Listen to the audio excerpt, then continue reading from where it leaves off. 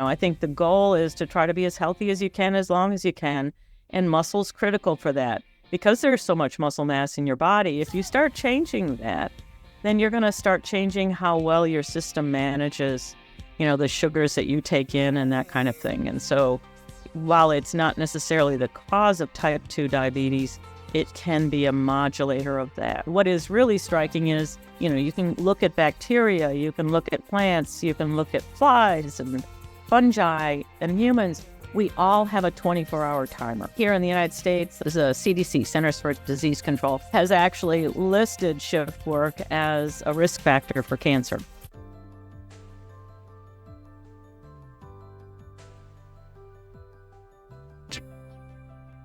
Hey there, welcome to the Happy Habit Podcast. I'm your host, Matthew. You'll find me here every Monday and every Thursday without fail, talking to the world-leading experts on the subjects of health, well-being and self-improvement. If that's your thing, you're certainly in the right place. Now, we've had a huge increase in the number of viewers, listeners, downloaders and subscribers in recent weeks, which is amazing. I believe the interview I did with Dr Eric Westman only a couple of weeks ago is already hitting the 38,000 viewer mark, which is incredible. However, the vast majority of people viewing aren't subscribed as of yet. If that is you, if you're one of those people, please show your support. Click that subscribe button, and if I could be so bold as to ask you to share. Sharing is caring. So tell other people about this podcast and the work that we're doing here. There are over 400 episodes in the archive, so I think something certainly for every interest. Well, today I have another fascinating interview with another expert for you by the name of Karyn Esser. She is a professor of physiology and aging at the University of Florida. She's a world-leading expert on how circadian rhythms and exercise interact. We find out when it is we start losing our muscle strength and the downsides to our health of doing so. We hear that muscles play a role in whether you get type 2 diabetes or not. Learn what exercises you should be doing for your optimal health. Did you know that muscles have a clock and there is an ideal time of day to exercise? No, neither did I. Really enjoyed this conversation with Professor Karyn Esser. I hope you do too. Muscles are normally associated with bodybuilders and athletes, but we all have muscles and we need to do our level best to hold on to our muscles and our muscle mass, especially as we age. Professor Esser, welcome to the podcast. When do we start losing our muscles and our muscle mass, our muscle strength, and what are the downsides to losing muscle mass as we get older? So it's really an important topic. So I'm going to fall on the side of muscle strength even more than muscle mass. So it turns out our muscle strength starts declining before we start losing muscle mass. And I think that to me, and I mean, other people have done studies on this and have shown that it actually, the decline in muscle strength is probably more associated with negative health outcomes than muscle mass. Now, a lot of times these things will go together, but I think what hasn't been appreciated so much is the quality of the muscle. So whatever muscle is there, the quality has gone down. So you can't get the same amount of force per unit muscle mass. And that, the exact age that happens, to be honest with you, I don't know what that is right off the top of my head. But I think, I would say somewhere, depending on the person, it's going to be quite variable, but, around 60, 70, depending, again, on how active and healthy people are. Doing some research for this particular episode, this conversation, I did come across some figures. You may be able to corroborate these figures or not, but I believe we start to lose some muscle at least from as early as 30 years of age, and then some of the percentages were possibly up to 5% per decade after 30. Would that be around about correct, you think? As a general statistic, yes. I mean, I think there's, as humans are, we are, there's quite variability in terms of our lifestyle, both nutrition and activity levels. If again, depending on the source that you found it, I would say that that's realistic. It seems a little young to me for losing mass, but I don't want to take away from the fact this is an important issue for a variety of things, ranging from, I think as someone that's getting older, wanting to stay independent and active throughout my lifespan. And, I think the goal is to try to be as healthy as you can, as long as you can. And muscle's critical for that. And it's critical for, the things we think about, like getting up and down from a chair, walking around the house, walking in and out, getting to the bathroom, all those sort of daily living things that we really want to do on our own and really don't want to have to bring somebody in to help us. But the other side is the metabolic side. So muscle is our primary storage place for glucose or sugars.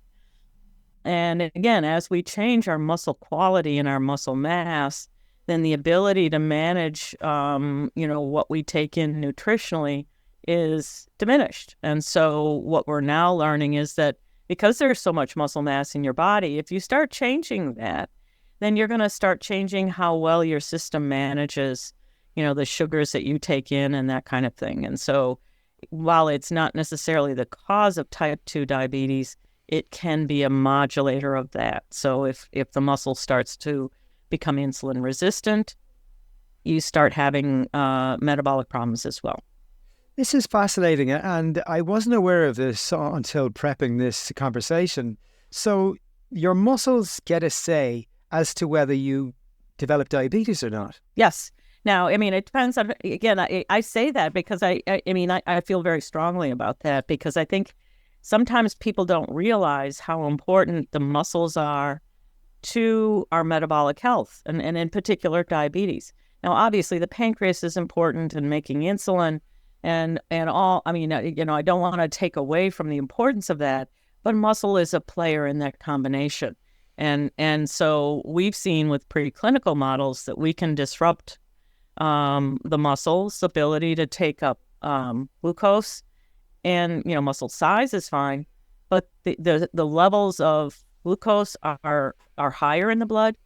They start secreting more insulin, so the animals become higher glucose, higher insulin, and those are all sort of pre-diabetic features. And so I do see muscle health as a component of metabolic health for sure.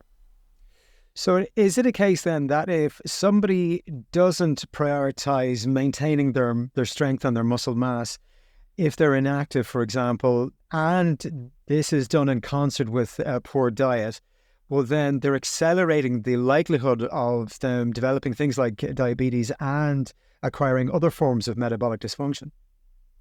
Absolutely. I think when we think about these chronic diseases, they're complex, and they're, I think, my training's in physiology. And so as much as I love muscle, and I've been studying muscle my whole career, it's part of a system. And when we as humans have diseases, a lot of times it's a relationship between, the muscles going off. So then this organ, the pancreas has to release more insulin. Well, higher insulin has effects on other tissues. And so you start a whole cascade of effects that can contribute to poor health.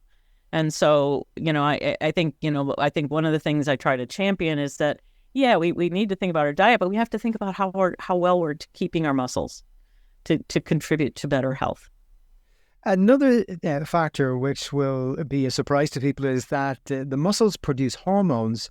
So the muscle, by extension, is what you would call an endocrine organ. Can you talk to me about this and on what role muscles play in this regard?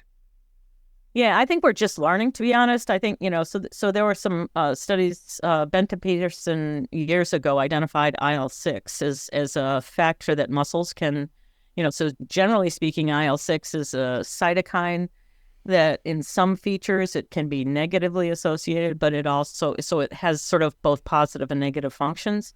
It turns out muscle makes this cytokine with exercise. And so it's, there are conditions in which this is a good thing. Another one that's quite popular right now is one called irisin. And that is also largely expressed by muscle, not completely, but by and large by muscle. And in the circulation, it can have effects on the brain and a variety of other tissues. I think, there is a lot of focus right now in trying to identify more of these muscle-related factors that might be part of the why is exercise good for us. So the idea that when we exercise, muscle may be releasing more of these things that have roles across all of our different organ systems to improve health. So we're still in some of the early days. We know for sure they exist. We just think there's more of them that we just don't know yet. Is it inevitable that we'll lose muscle strength as we age?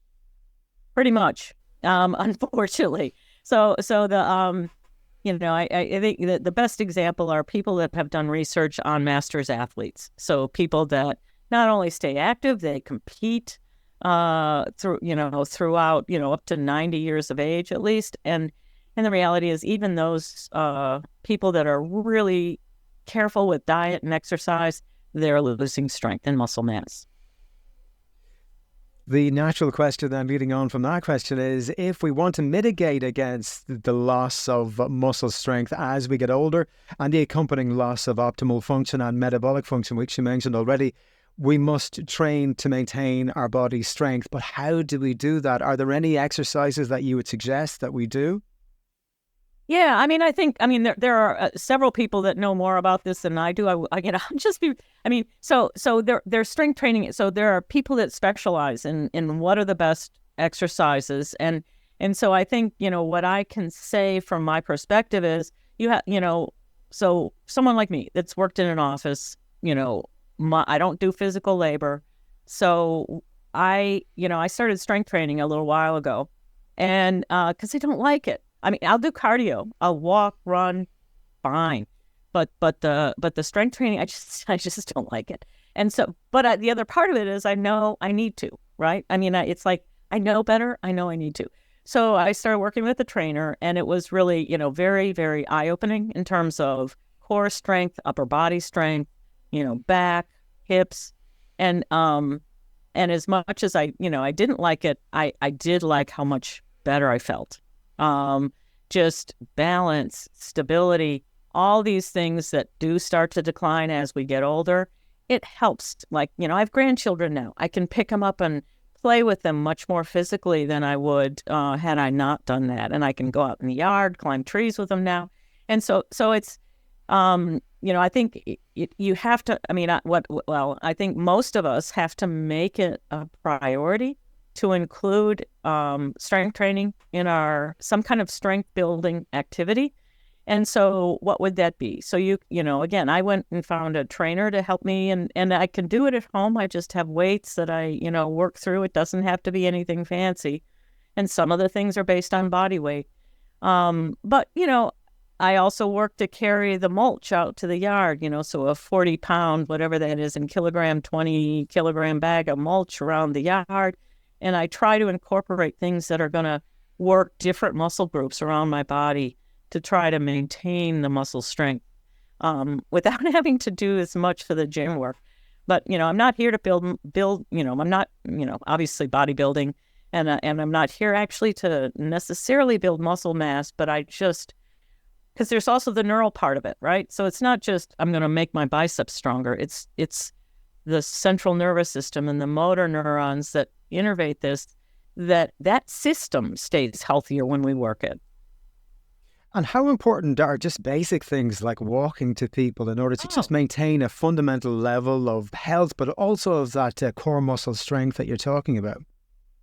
I think there's quite a bit of data that, it's that walking is quite good, in terms of health, right? If you're trying to train for some event, then, still, as we say, something's better than nothing, right? And walking I like because and fortunately I have good joints, so I don't have hip or knee problems. And so some people can't do that. Swimming's a great activity for that. But in terms of the cardiovascular fitness, which is very much related to, quality of life and aging, walking is great for that. Now, it's probably a little better to take it above a stroll and maybe be a little more focused on actually pushing yourself a little bit. Use of wearable devices to give you heart rate data while you're walking is a sort of a nice accessory to get a handle on, is this, am I walking fast enough? Incorporating hills, obviously. In Florida, we don't have many of those. So my best way to increase the workout is just through speed changes. So. You have also done an awful lot of research in the area of the circadian rhythm, circadian clock. Could you tell us exactly what the circadian rhythm or circadian clock is and its significance to our overall health and well-being? Yeah, thank you. This fascinates me. I didn't do my training in circadian rhythms. It was an accident of the fun accidents of science that happen along the career, and the more I learned about it, the more fascinated I got. So circadian rhythms are that daily pattern of sort of sleep-wake activity. So it's why we have jet lag. So we have these rhythms in our body, and plants have them too, animals, all kinds of animals and things. But what we know these days is that rhythm is managed by a molecular, what we call a molecular mechanism that we call the circadian clock. Now, it turns out most of us think about the circadian clock in the brain, and this is the one that regulates our sort of daily behavior in terms of feeding, fasting, sleep, wake, and then also plays a role in controlling, let's say, hormonal changes over the course of the day. So, for example, our cortisol levels are higher in the morning, and those start going up before we wake up. Blood pressure changes over time of day. Even if we're laying in bed, our blood pressure is going to oscillate. Our heart rate's going to oscillate. Our metabolic rate is going to oscillate. All those sort of fundamental things about our health or our bodies, our physiology, are actually regulated by this clock mechanism in our body. Now, where I come into this, I'm not a neuroscientist, is that we found that these clocks exist in muscle cells. Now, other groups had found that the clocks exist in basically every cell in your body. So now we've got this understanding that you have I call them timers, right? So it's a 24-hour timer is what the clock is. And it exists in every single cell. Like we knew it's in the brain. Now we realize it's in muscle cells. And so what does the clock do? Well, the clock's in those muscle cells, and it basically tells, it divides functions in the cells, right? So muscle, when we sleep, it's resting, it's repairing, it's restoring, sugar stores, it's, sort of fuels during the rest phase. While, during the active phase, we want to be ready to go if we need to, again, if you think about evolution, we've got to move around to get food. We've got to, do all the kinds of things we need to survive. And so these clocks evolved to sort of, I call temporally segregate different jobs in the cells. Just like we have different jobs when we sleep or when we're awake, our cells actually have different jobs going on. And this clock in these cells plays a role in basically orchestrating or controlling those rhythms. Amazing. Absolutely amazing. And again, something I wasn't aware of until recently. Everybody's familiar with the circadian clock, but not internal clocks within the circadian clock in various parts of the body. Tell me about this fascinating study that was done with the volunteers that were sequestered away in the dark in a cave for 40 plus days. One of the early studies in humans was done like in the 30s or 40s, where a couple of investigators, I think they're from the University of Chicago, went down to a cave that's actually in Kentucky. It's called Mammoth Cave.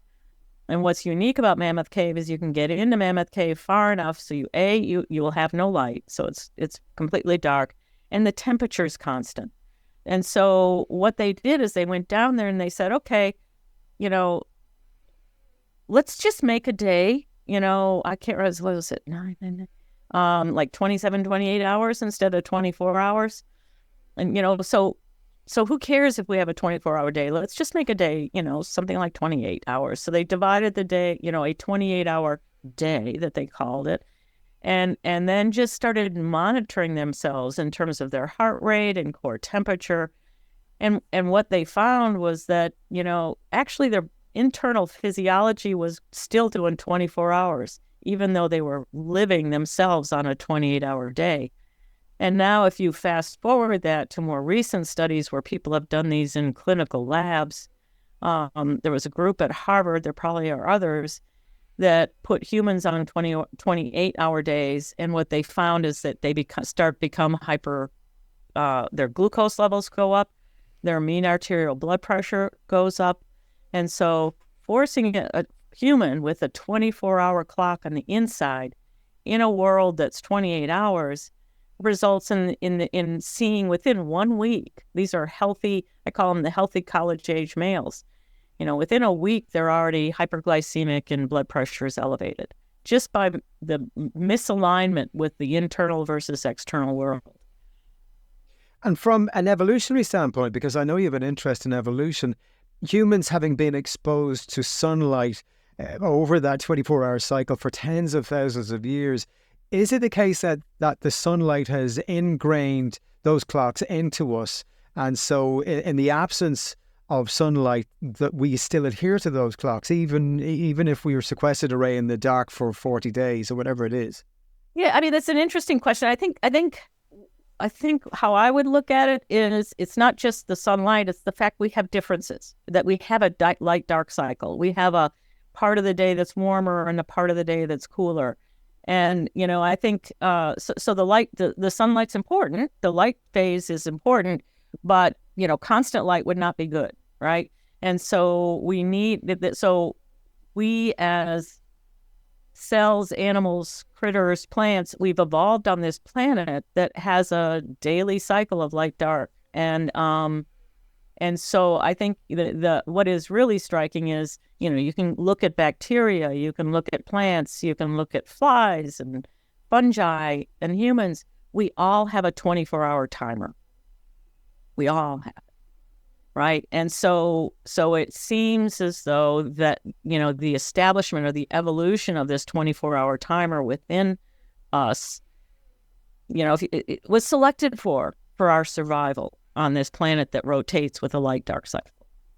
Is this why we feel so bad whenever we're jet lagged, which you mentioned already? Absolutely. So jet lag can be viewed as a circadian misalignment problem. You've shifted your lights. The intrinsic clocks don't shift as fast, obviously. Let's say I fly to Ireland, my clocks are going to be a little slow. And guess what? As I get older, they're a little slower. And so how fast we adjust to light dark is really a reflection of how well our clock system in our body actually adjusts to the new time zone. And that's why, it's not just the brain clock. It's, your stomach and your muscles and your heart and your liver and your fat cells. All of those clocks have to get back, because generally speaking, when we're healthy, they're all, I call it the same time zone, right? You fly me to Ireland, and while my brain may adjust fairly fast because the response to new lighting is faster, the rest of the body takes a little while to catch up. And that's where you get the jet lag symptoms. And obviously some people have it more than others, but it's pretty universal. And then moving from jet lag then to shift workers, they seem to have that disruption on steroids, essentially, because I know, for example, that many shift workers seem to suffer from a greater number of health issues as a result of working shifts. Absolutely. And here in the United States, the CDC, Centers for Disease Control, has actually listed shift work as a risk factor for cancer. Okay. And so it is now and I think metabolic disease, I think there are any kind of chronic disease. If you are a shift worker, your probability of that disease happening is going to be increased. Cardiovascular disease, metabolic disease, all of these things. And, I have cousins that were night shift nurses and they've done okay, but they do have some health issues. Now, how much of that is shift work? We can't say, but we're, the experiments and the studies that are helping us understand that, and also trying to devise ways to mitigate some of the problems, because, the reality that, we are not going back to just working during the light phase and sleeping during the dark phase. I think society's moved on from that. And so what we need to do is figure out how to help people that are working alternate shifts keep healthy as much as possible. We started out talking about muscle strength and muscle mass, and we're now talking about circadian rhythms. Can we combine the two in the question, when in that 24-hour cycle are we the strongest? Well, yeah. So there's some really fun data coming out. So for humans, generally speaking, we're strongest in the afternoon. And, and this is, we can do grip strength measures, we can do knee extension measures, we can do elbow flexion. But you take the same cohort of people, measure strength first thing in the morning, measure strength later in the afternoon, and by and large, they're going to be something like somewhere between 5 to 12% stronger in the afternoon. It's pretty impressive. And I think the one study that really caught my eye was a group had done work with, pretty elite athletes. And so, when I think of that group, the reason I think it's important is they tend to be extremely motivated. So you say, okay, I'm going to do a strength test here in the morning. They're not like, I just don't feel like it. They're going to go do it, and they're going to do it hard. And they were something on the order of 10 to 12% stronger in the afternoon, which was really impressive. Endurance also tends to be better in the afternoon as well. We know why? Yeah, so we're learning. So again, and it's really a fun area for me, it's a really interesting area of research that's ongoing. With strength, we know less, but with the endurance, again, this is all in preclinical models because we can work with. So there's a group in Israel that used some genetic mouse models in which the clock system was stopped. Okay, and with those animals, they show no time of day difference in strength in endurance. And so what that has demonstrated in mice is that the clock system is necessary for the better in the afternoon versus the morning. Now, why? There's some work that says, okay, liver glycogen, for endurance, having glycogen is really important both in the liver and in the muscle to use for fuel. So there's some links to that. They identified some metabolites that might be different. I think we're still, again, it's not going to be simple. It's probably not going to be one factor.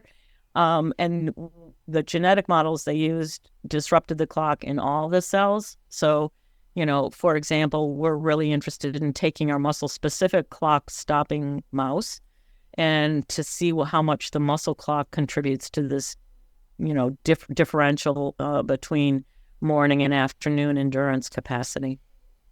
When in that case is the best time of the day to exercise? So this is one of those questions.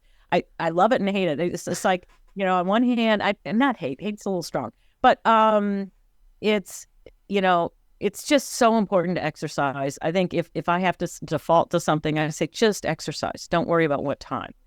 Now, so the maybe a clearer way to break this out is if you're interested in performance. So if you're going to be a competitor, then you want to train around the time you're going to be competing. So what we do know also, so not only are these time of day differences when they have a contribution from the clock system, but if I start training at a particular time of day, then my clocks will actually adjust to that time of training. So they will, so the time of training actually can be informative to our clock system.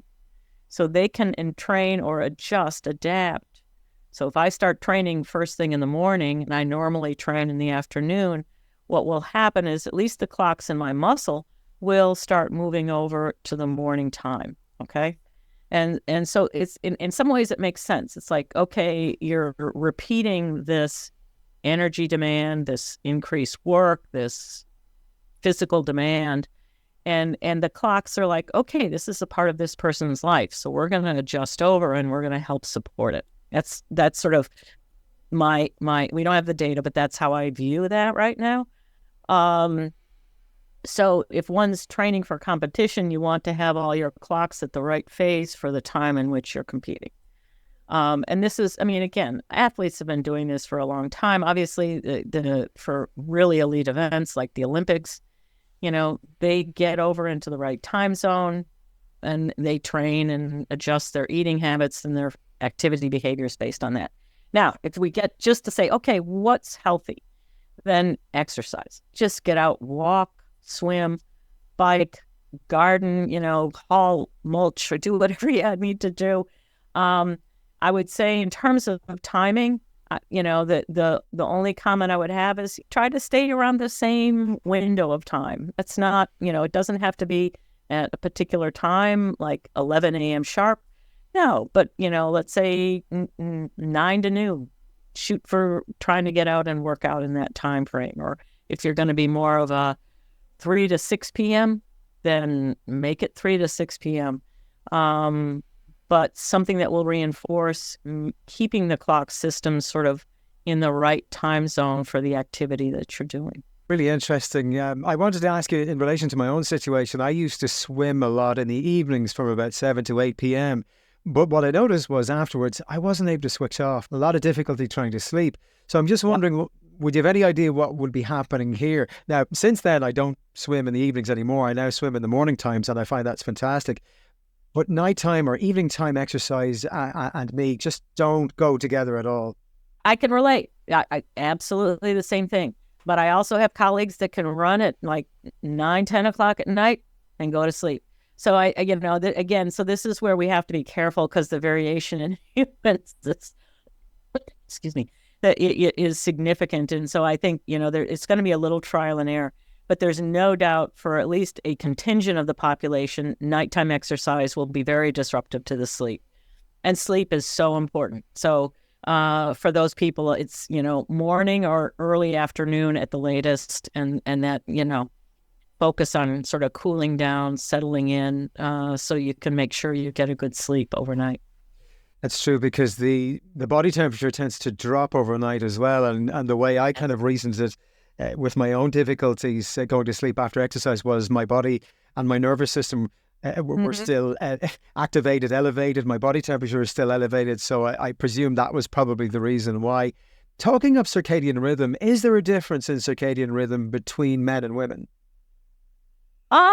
Not so we both have them. I think, the reality is research has been mostly done on men and male animals.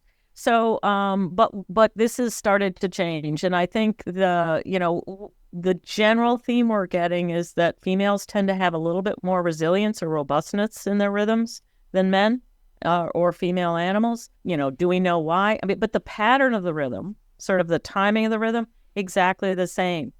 But if we take and challenge the circadian rhythms for a male and a female, the females tend to handle it. So same age, all the other kind of thing. The females tend to handle that a little better. So when I say robustness, it's like, you flip lights on at all the wrong times, and it, in terms of their circadian system, they manage that better. But we don't know why.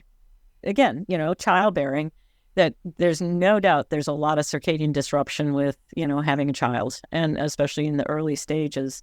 And there's no way largely that the woman can avoid that. And so whether there's, some evolutionary sort of robustness built into the ability to manage that, it's totally speculative. So please don't take me seriously. You've also done some studies on time-restricted eating, metabolism and muscle strength. Now, in recent weeks, I've spoken to a lot of metabolism experts and specialists. What were your findings in relation to time-restricted eating? Time-restricted eating has become recognized as an important potential factor modifying our metabolism. So again, if you just, it's easily viewed in terms of evolution. I mean, obviously, when you think back on how our species evolved on this planet, we didn't have 24/7 food access. And so that's kind of how I think about this, is that our modern lifestyle, where we can expose ourselves to light, but also, we can eat anytime and whatever we want, largely. And the fact is that when we eat at times like during the dark or during our night phase, when we eat at night, that tells the clocks in our bodies things, right? And so, and that's where that potentially is creating problems. It's not so much the brain clock, but actually liver clock and some of the other clocks in the body. And so that starts to set up a disconnect between the brain clock, and it's sort of like a variation on jet lag. So by eating late at night, our, the metabolic systems go, okay, we're eating now. And then the clock that informs the clocks, and they will shift, but the brain clock's still going based on what the light schedule is. So now there's a term called social jet lag. So now by leading sort of unhealthy lifestyles, you can create a variation on that sort of jet lag feeling, which is, you feel a little bit weaker, you don't feel great, probably your, metabolic status is not as good. And so, that will impact all the system in that regard. So I think the time-restricted feeding is trying to get us as humans or in the lab with the mice and just limit access to food to the sort of regular active period of the day.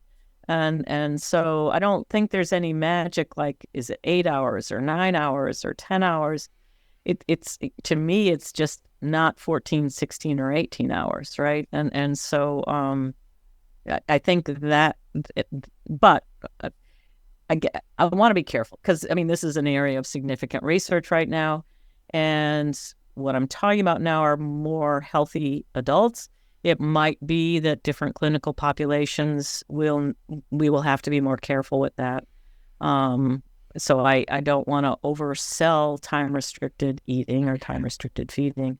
But there is, the data are really quite impressive to suggest it is probably worth our while to pay attention to when we eat.